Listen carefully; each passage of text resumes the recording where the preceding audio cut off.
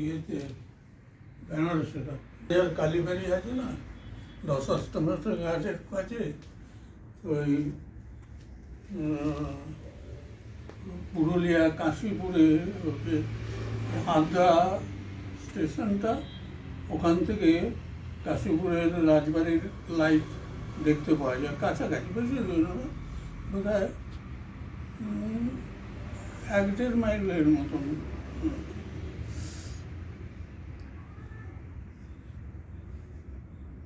Sir একটু বলবেন যে মন্দিরটা কবে কিভাবে শুরু হয়েছিল? ডেটগুলো আমি বলতে পারবো না, মোটামুটি। এইটা যখন ভিলেজ ছিল তখন আমি এসেছি যখন, তখন এখানে আমি দেখেছি গৌরীয় মঠ, ডি সেক্টর মার্কেট তখন তৈরি হয়নি, গ্রামের ঘরগুলো তখনও আছে, প্রণবানন্দ তৈরি হয়নি, হসপিটাল সবে আরম্ভ করেছে, ডিএভি মডেল ফডেল এগুলো কিচ্ছু ছিল না।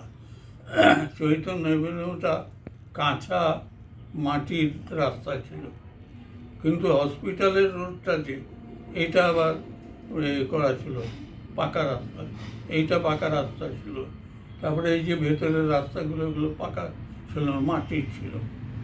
তখন ওই যে বয়স্ক লোক যারা, তারা এর সঙ্গে আমার আলাপ হতো। আমি তখন সাইকেল বেশি ছিল, এবং যার সাইকেল ছিল সে মানে বেশ, এখন যেমন স্কুটারের অ্যাবিলিটিটা বেশি, আমাদের সেই ব্যানাচিটি বাজার করতে হতো। তো তাদেরকে জিজ্ঞেস করেছি, তারা বলছে দেখো ওই যে বট গাছটা দেখছো ওটা চারিদিকে বাঁধানো আছে, ইট দিয়ে সিমেন্টিং করা, বাঁধানো আছে, গোল করা। তা আমাদের গ্রামের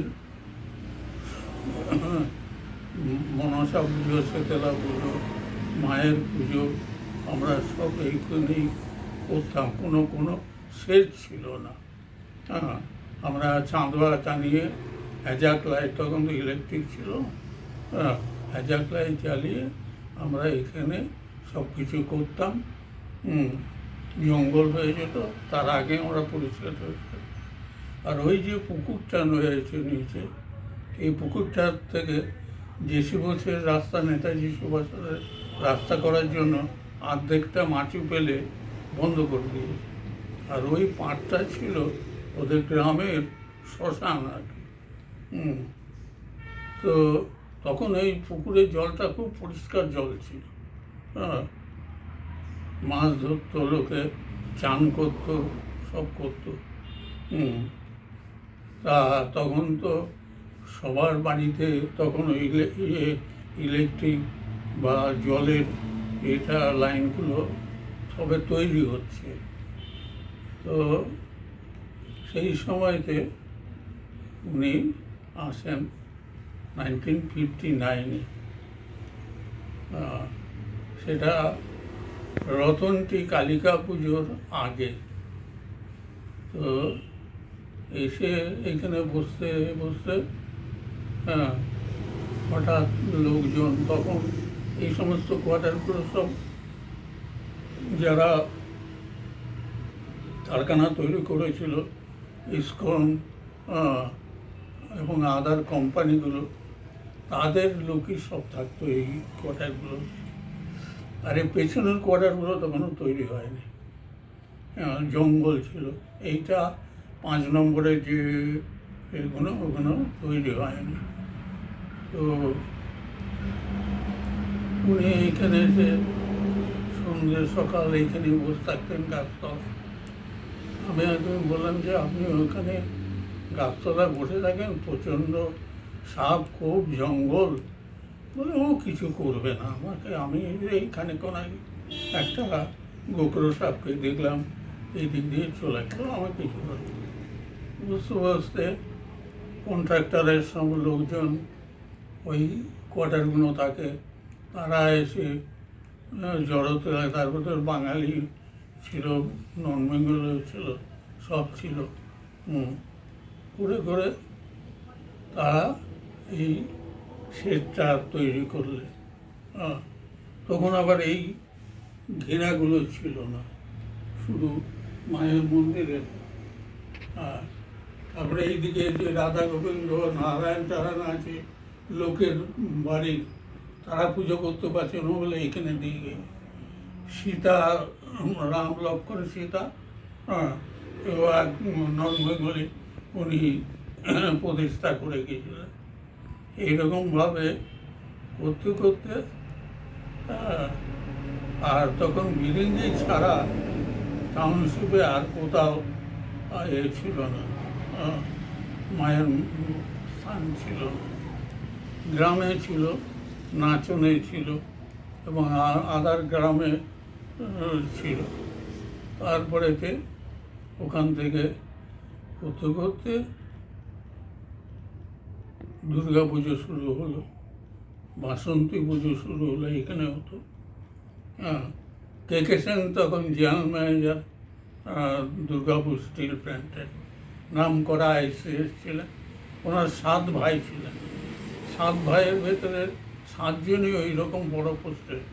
ব্রিটিশ সরকার ওনার মাকে রত্নগর্ভা টাইটেল দিয়েছিল ব্রিটিশ সরকার। তো কে সেন এসে দেখে উনি বেশিরভাগ হাফ প্যান্ট পরতেন, এখন যেমন বারমুডা বলে না, ওই রকম হাফ প্যান্ট পরতেন, খুব ফর্সা রং, গাড়ি করে নামতেন। তখন এইগুলো মাপঝোঁক হচ্ছে, এই বাংলো কোয়ার্টারগুলো।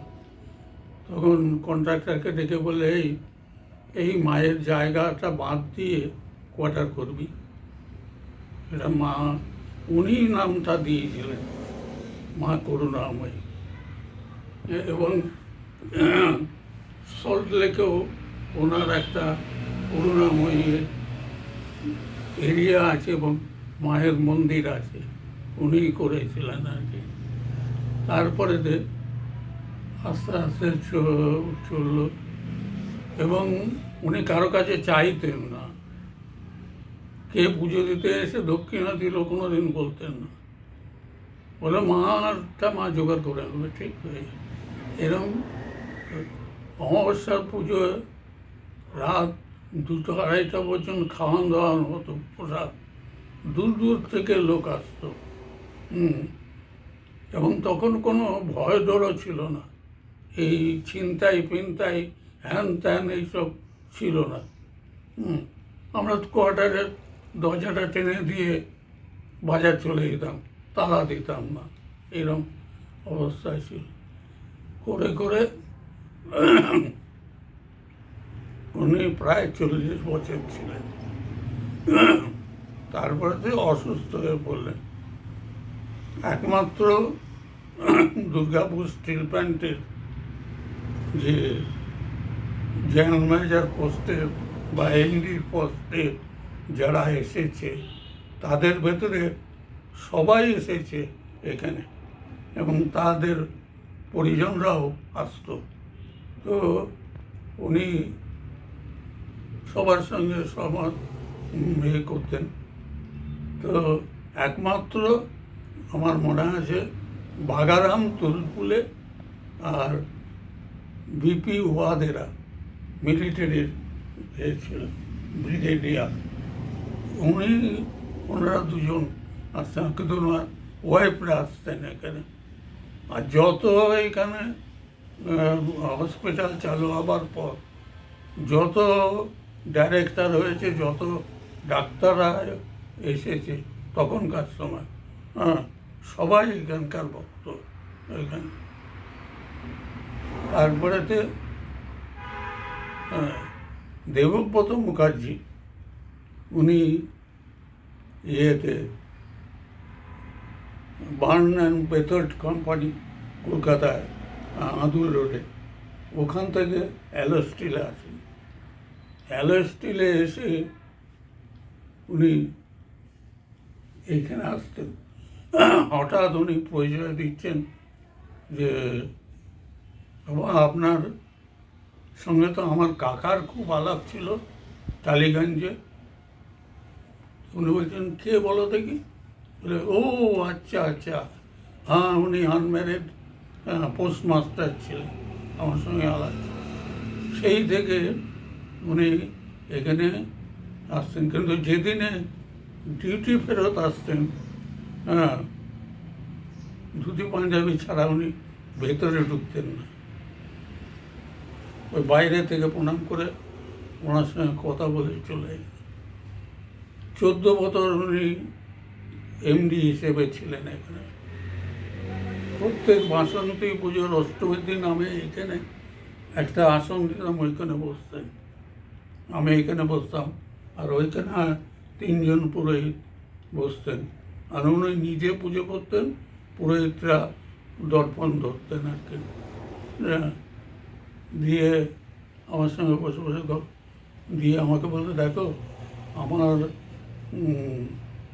অফিসে একবার যেতেই হবে, আমি আসি এবার। অঞ্জলি টঞ্জলি দেওয়ার পর, তা আমার ড্রাইভারকে তো তুমি চেনো? আমি বললাম, হ্যাঁ ছিলাম, নেপালি ড্রাইভার ছিল। আমি ওকে টিফিন ক্যারিয়ার দিয়ে পাঠিয়ে দেবো, পোশাক দিয়ে দিই। আমি বললাম, ঠিক আছে, আপনি যখন খুশি ওকে পাঠিয়ে দিন, নিয়ে যেত। ওনার আয় পাস্ত 2 মেয়ে ছিল না, ছেলে ছিল না, 2 মেয়েই এখানে আসতো। এই করে করে উনি হঠাৎ অসুস্থ হয়ে গেল। তা একদিন ডক্টর গোস্বামী, ডাইরেক্টর মেডিকেলে, তখনও হননি, হ্যাঁ, তো বলছে, বাবা আমি চাকরি ছেড়ে দেবো। তা আমি ওইখানে বসে আছি, উনি এইখানে বসে। কেন ছাড়বে, কী কারণটা? বলে, আমার প্রমোশন হচ্ছে না। বলে, দেখো গোসাই, তোমাকে একটা কথা বলছি, তোমার এইখানে যা সুনাম আছে, বাইরে গেলে সেই সুনাম তোমার নাও থাকতে পারে। আমি বলছি মায়ের সামনে বসে, তোমার এইখানে প্রমোশন হবে। দিয়ে উনি তো চলে গেলেন অ্যাম্বাসেডার গাড়ি। তখন অ্যাম্বাসেডার গাড়িটাই বেশি ছিল, হ্যাঁ, 10,000 টাকা করে দাম ছিল, আমার এখনো মনে আছে। হ্যাঁ, হিন্দ মোটরে তৈরি হতো।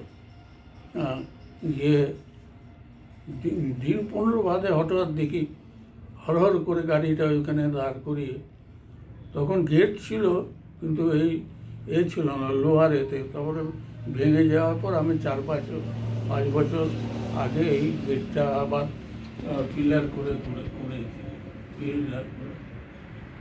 এসে প্রণাম করে বলছে, বাবা আপনার কথা ভুলে গেছে, আমি অর্ডার পেয়ে গেছি। বলে, যা হবে তা। উনি সপ্তাহে 2-3 বার এখানে আসতেন। ডাক্তার কুমার আসতেন, ডাক্তার চ্যাটার্জি আসতেন, সমস্ত যত নন্দী, হ্যাঁ, তারপরে এতে বিধান দাশগুপ্ত থেকে আরম্ভ করে মানস গুপ্ত, কেউ এখানে না এসে যায়নি। তারপরে প্রণবানন্দটা হলো। তখন প্রণবানন্দ যে মেন বিল্ডিংটা এখন স্কুল হয়েছে, ওর তলাতেই প্রণবানন্দের মূর্তি ছিল তখন। পরে এই মন্দিরটা, তারপরে গৌরীয় মঠ হলো। তিনি অসুস্থ হয়ে পড়লেন তখন। তো কুমার, তার নন্দী, এরা এসে থেকে বললে যে আপনি একবার হসপিটাল আসুন। নিয়ে গেল গোস্বামী, 14 নম্বর ক্যাবিনে ওনাকে ভর্তি করলেন। তারপরে সমস্ত টেস্ট করে, তখন তো এত উন্নতও ছিল না, করার পর ওনারা বললেন যে আপনার খাদ্য নালীতে একটা টিউমার হয়েছে। তারপরে উনি, ডক্টর গোস্বামী বললেন, ঠাকুরপুকুরের আমার বন্ধুর আছে, আমি চিঠি লিখে দিচ্ছি, আপনি ওখানে। উনি বললেন, না আমি কোথাও যাবো না, যতদিন থেকে মারা করে করে। তো আরও 4-5 জন ছেলে, তারা ডিএসপিতে কন্ট্রাক্টারের কাজ হতো, রাত্রবেলা এখানে শুতো আর কি। দিয়ে আমি ওইখানে শুতাম। হ্যাঁ, সেই দিন আমার খুব শরীর খারাপ হয়ে গেল। হ্যাঁ, শরীর খারাপ হয়ে গেল, জ্বর এলো। তা আমি বাড়িতে শুয়েছি, আর আমার ছেলে তখন ছোট, ও শুয়েছিল। ও ভোর 4টের সময় উঠে ডাকছে আমাকে, তাড়াতাড়ি এসো। আমি কী হলো? বলে দাদু দেখো কীরকম ছটফট করছে। আমি এলাম, এসে ওকে বলে মন্দিরের দরজা টরজা লাইট ফাইট সব জ্বেলে দিল। দেওয়ার পর ওইখানে ওই খাটটা ওইখানে শুয়ে বললেন একটা ডক্টর নন্দীকে একবার খবর। নন্দী তখন ওই পেছনের বাংলোতে, তো লোক পাঠালাম, বলে যে আমি এক্ষুনি আসছি, যাও। নন্দী এসে দাঁড়ালেন, দেখলেন। আর যারা এখানে পুজো করতো তারা একটু দূরে দূরে থাকতো, তাদের এই অমরকে খবর দে, মৃত্যুঞ্জয়কে খবর দে, সব গেল। অমর মুখার্জি আগে এসে গেল, আর মৃত্যুঞ্জয় আসতে একটু দেরি হলো। এসে দেখলো, দেখে ডাক্তার নন্দী দাঁড়িয়ে বলছে গঙ্গা জল আছে। বলে হ্যাঁ। বলে একটু গঙ্গা জল ওনার মুখে দাও। দিল। পৈতেটা হাতে নিয়ে এখন গুরুমন্ত্র জপ করলেন না গায়ত্রী মন্ত্র জপ করলেন বুঝতে পারলাম না। দিয়ে অমর মুখার্জি এসে দাঁড়ালো, অমর আমি চললাম, বুঝলে, রইল সব, তুমি দেখো, হাতের ইশারা দিয়ে পৈতেটা ছেড়ে দিয়ে চলে গেল। ভোর 5টার সময় একবার জিজ্ঞেসও করলেন কটা বাজে রে? তখন এইখানে একটা বড় করেছি, সেই আগে দম দেওয়া, সেটা খারাপ হয়ে যায়, এখন এইটা দিয়ে চলে। তো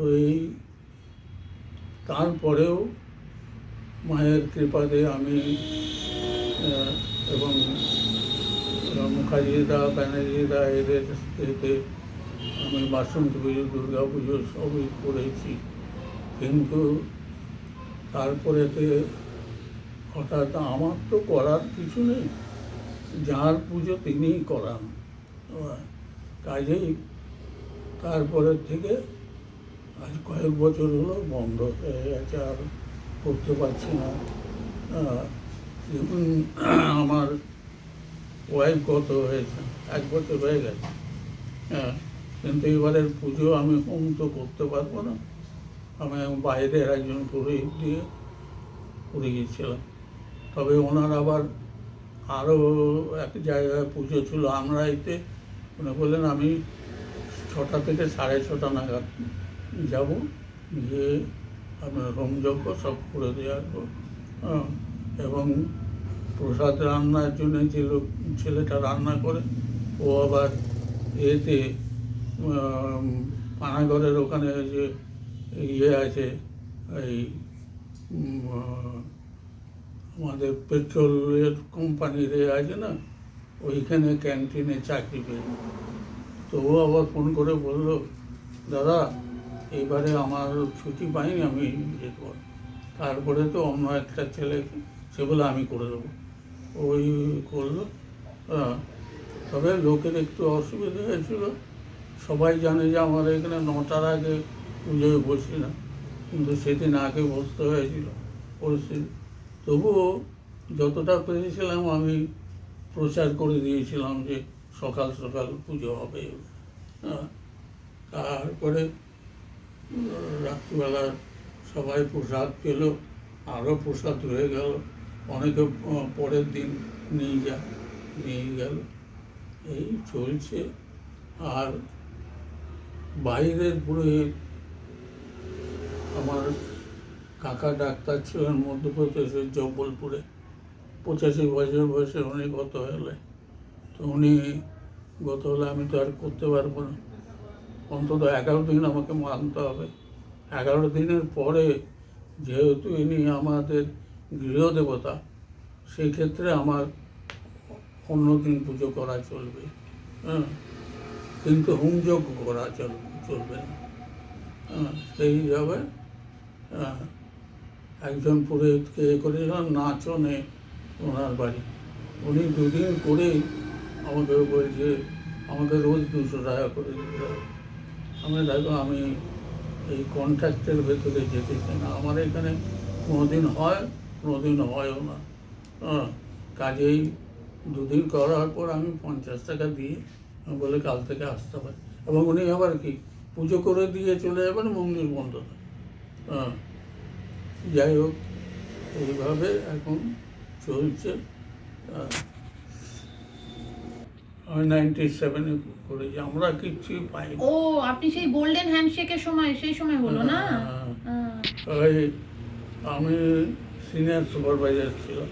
আচ্ছা, হ্যাঁ, প্রথমে আমি টাউনশিপে ছিলাম, তারপরে কোথায় থাকতেন টাউনশিপে? হ্যাঁ, এই কোয়ার্টারই থাকতাম। আচ্ছা, আমি বড় কোয়ার্টার পেয়েছি। আমার একটা আমি প্রশ্ন মায়ের আছে। জন্য আমি বাংলা কোয়ার্টার অনেকবার রিফিউজ করেছি। না, আমি অত দূরে মায়ের বাড়ি ছাড়া কোথাও যাবো না। হ্যাঁ, মন্দির যে রয়েছে মায়ের, তো কল্পতরু করুণাময়ী নাম তো কে সেন দিয়ে গেছেন, কল্পতরু নামটা কে দিয়েছেন? আচ্ছা, উনি দিয়েছেন। ওনাকে মানে কল্পতরু মানে এই যে বট গাছটা, হ্যাঁ, এটা আচ্ছা। আমাদের ভারতবর্ষের জাতীয় বৃক্ষ। আচ্ছা, হ্যাঁ, হুম। এই জন্যে উনি কল্পতরু নামটা।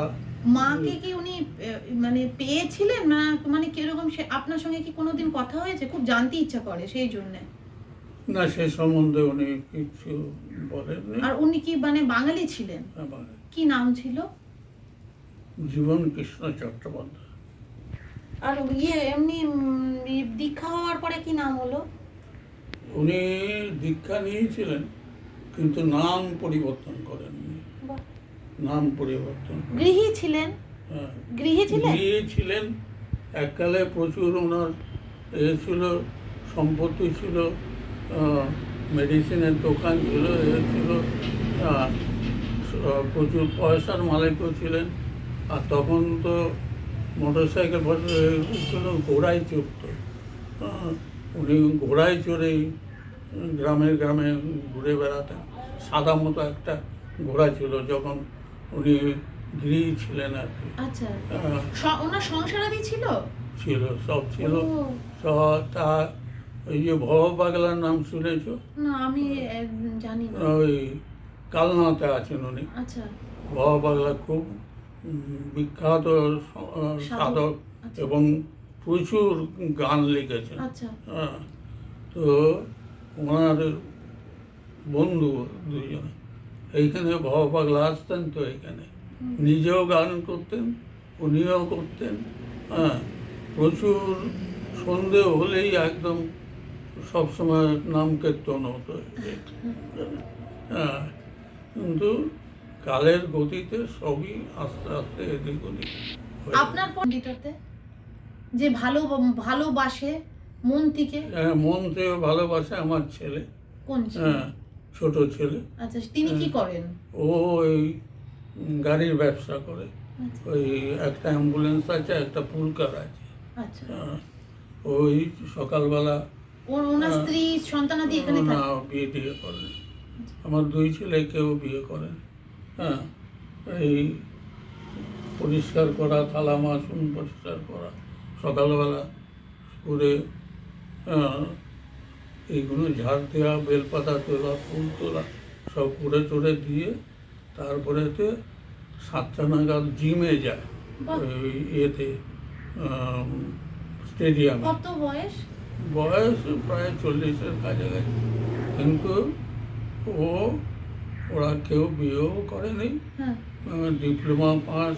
কিন্তু কে জিজ্ঞেস করেছেন কেন করলে না? কারণ হচ্ছে জোর করে আমি কাউকে কিছু করতে সেটা দিই বুঝেছি, না। তারা কেন করলেন না? তাদেরকে আমি কোনোদিন জিজ্ঞেসও ওহ। করিনি, আমাকে কিছু বলেও না। হ্যাঁ, সেই তিনি খুব ভালোবাসেন। হ্যাঁ, মায়ের মূর্তি কি যখন করে গেছিলেন, গুরুদেব যখন করে গেছিলেন তখনেরই মূর্তি না সেই তখনকার। তো রং করেছিলেন মাঝে?